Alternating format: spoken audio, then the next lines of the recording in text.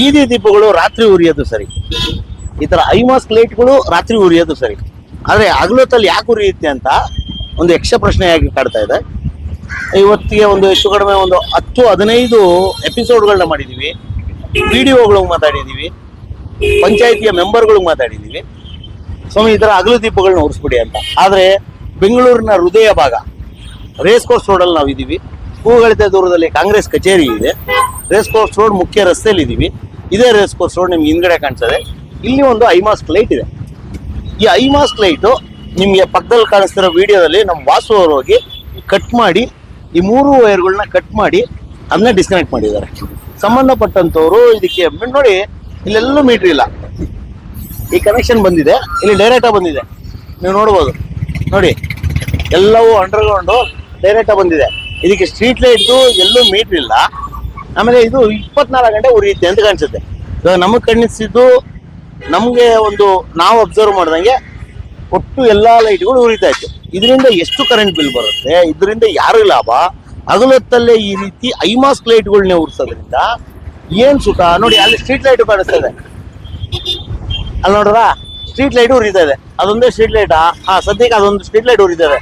ಅದಕ್ಕೇನು ಕಂಟ್ರೋಲ್ ಇಲ್ವೋ ಏನೋ ಗೊತ್ತಿಲ್ಲ. ಈ ರೀತಿಯಾಗಿ ಬೆಂಗಳೂರಿನಲ್ಲಿ ಇನ್ನು ಎಷ್ಟೆಲ್ಲ ಲೈಟ್ಗಳು ಉರಿತಿರ್ಬೋದು, ಎಷ್ಟೆಲ್ಲ ಉರಿಸ್ತಿರ್ಬೋದು ನೋಡಿ. ಈ ರೀತಿಯಾಗಿ ನೋಡಿ, ಇದ್ರಲ್ಲಿ ವಿದ್ಯುತ್ ಸಂಪರ್ಕ ಇದೆ, ಇದ್ರಲ್ಲಿ ಇಲ್ಲ, ಇದು ಮೇಲಕ್ಕೆ ಹೋಗೋದು. ಅದನ್ನ ಕಟ್ ಮಾಡಿದಾರೆ ನಮ್ಮ ವಾಸವರು. ಇವಾಗ ಈ ರೀತಿಯಾಗಿ ಭಾರತದ ಸಂಪತ್ತನ್ನ ಹಾಳು ಮಾಡ್ತಾ ಇರೋದು ಎಷ್ಟು ಸರಿ ಅನ್ಸುತ್ತೆ? BBMP ಅಧಿಕಾರಿಗಳು ಏನ್ ಮಾಡ್ತಾ ಇದಾರೆ? ಸ್ಟ್ರೀಟ್ ಲೈಟ್ಗೆ ಅಂತಾನೆ ಈ AWE ಯಾರ್ಯಾರೋ ಇದ್ದೀರಲ್ಲ ಸ್ವಾಮಿ, ಇಂಜಿನಿಯರ್ಗಳು, ಇಂಜಿನಿಯರ್ ಅನ್ಸ್ಕೊಂಡ್ರು ಮಹಾತ್ಮರು, ಏನ್ ಮಾಡ್ತಾ ಇದ್ದೀರಿ? ನಿಮ್ಗೆ ಇದೊಂದು ಸ್ಟ್ರೀಟ್ ಲೈಟ್ ಎಷ್ಟು ಜನ BBMP ಅಧಿಕಾರಿಗಳು ಓಡಾಡ್ತಿರ್ಬೋದು ಈ ರೋಡಲ್ಲಿ? ಕಾರ್ಪೊರೇಷನ್ ಎಷ್ಟು ದೂರ ಇದೆ? ಕೂಗಳಿದ ದೂರದಲ್ಲಿ ಕಾರ್ಪೊರೇಷನ್ ಇದೆ. ಹೋಗಿ ಈ ವಾರ್ಡ್ ಇದೇನು ಗಾಂಧಿನಗರ ವಾರ್ಡ್ ಅಲ್ಲಿ ಇರುವಂತಹ ಏನು ನಿಮ್ಮ BBMP ಆಫೀಸ್ ಇಲ್ವಾ? ಅಲ್ಲಿ BBMP ಅಧಿಕಾರಿಗಳಿಲ್ವಾ? ಒಂದು ಸ್ಟ್ರೀಟ್ ಲೈಟ್ ಮೇಂಟೆನೆನ್ಸ್ಗೆ ಅಂತ ಹೇಳ್ಬಿಟ್ಟು ಜನನ್ನ ಒಂದು ಟೆಂಡರ್ ಕರೆದಿದ್ದೀರ ತಾನೆ.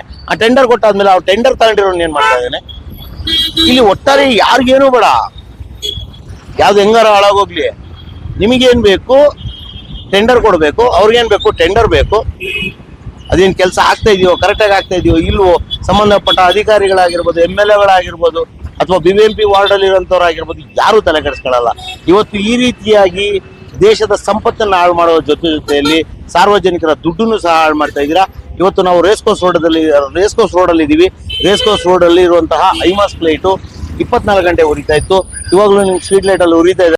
ರಂಗಸ್ವಾಮಿ ವೃತ್ತದಲ್ಲಿ ಈ ಐಮಾಸ್ಕ್ ಲೈಟು ಉರಿತಾ ಇದೆ ನೋಡಿ. ಇದಕ್ಕೆ ಒಂದು ಮೀಟರ್ ಇಲ್ಲ ಅಂದ್ರೂ ಒಂದು ಲೆಕ್ಕ ಆದ್ರೆ ಈ ಒಂದು ಇಡೀ ಬಾಡಿಗೆ ಎಲ್ಲೂ ಸೇಫ್ಟಿ ಇಲ್ಲ ನೋಡಿ. ಇಲ್ಲಿ ಒಂದೇನೋ ಕಲ್ಲಿಟ್ಟಿದ್ದಾರೆ ಸೆಂಟ್ರಲ್ಲಿ, ಆ ಕೇಬಲ್ ಗಡ್ಡ ಅಂದ್ರೆ ಈ ಬಾಡಿಗೆ ಟಚ್ ಆಗಬಾರ್ದು ಅಂತ. ಎಲ್ಲೂ ಸೇಫ್ಟಿ ಇಲ್ಲ. ಇದಕ್ಕಿದ್ದು ಬೋರ್ಡ್ ಎಲ್ಲೋಯ್ತು, ಇದಕ್ಕಿದ್ದು ಡೋರ್ ಎಲ್ಲೋಯ್ತು, ಇದಕ್ಕೆ ಏನ್ ಕತೆ ಇದು? ಇನ್ನೊಂದು ಮೇಂಟೆನೆನ್ಸ್ ಇಲ್ಲ, ಏನಿಲ್ಲ, ಈ ತರ ಇದೆ. ಇದು ನಿಮ್ಮ ಮೇಲ್ಗಡೆಯಿಂದ ವೈರ್ ಕೊಟ್ಟಿದ್ದಾರೆ. ಇದೇ ತರ ನಾವು ವೈರಿಂಗ್ ಮಾಡೋದು ನೋಡಿ. ಇಲ್ಲಿಂದ ಮೇಲ್ಗಡೆಯಿಂದ ವೈರಿಂಗ್ ಕೊಟ್ಟಿದ್ದಾರೆ. ಯಾವ ಒಂದು ಸೇಫ್ಟಿನೂ ಇಲ್ಲ, ಯಾವ ಒಂದು ಏನು ಒಂದು ಮುಂಜಾಗ್ರತಾ ಕ್ರಮ ಇಲ್ಲ. ದೇಶದ ಸಂಪತ್ತನ್ನು ಉಳಿಸ್ಬೇಕು ಅನ್ನುವ ಯಾವೊಬ್ಬ ಅಧಿಕಾರಿ ಇಲ್ಲ. ನೀವೆಲ್ಲ ಇಂಜಿನಿಯರಿಂಗ್ ಅದು ಏನು ಓದಿ ಯಾವ ಪುರುಷಾರ್ಥಕ್ಕೆ ನೀವು ಇಂಜಿನಿಯರ್ಗಳಾಗಿ ನೀವೊಂದು ಕೆಲಸ ತಗೊಂಡು ಬಂದು ಇಲ್ಲಿ ಕೂತಿದಿರೋ ದೇವರಣೆಗೂ ಅರ್ಥ ಆಗ್ತಿಲ್ಲ.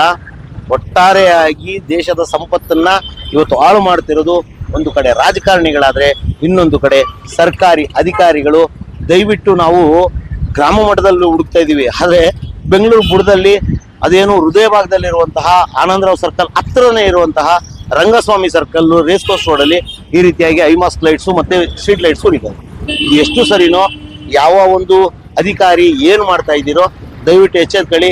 ಈ ರೀತಿಯಾಗಿ ದೇಶದ ಸಂಪತ್ತನ್ನು ಹಾಳು ಮಾಡಬೇಡಿ, ಸಾರ್ವಜನಿಕರನ್ನ ದುಡ್ಡನ್ನ ಈ ರೀತಿಯಾಗಿ ಪೋಲ್ ಮಾಡಬೇಡಿ.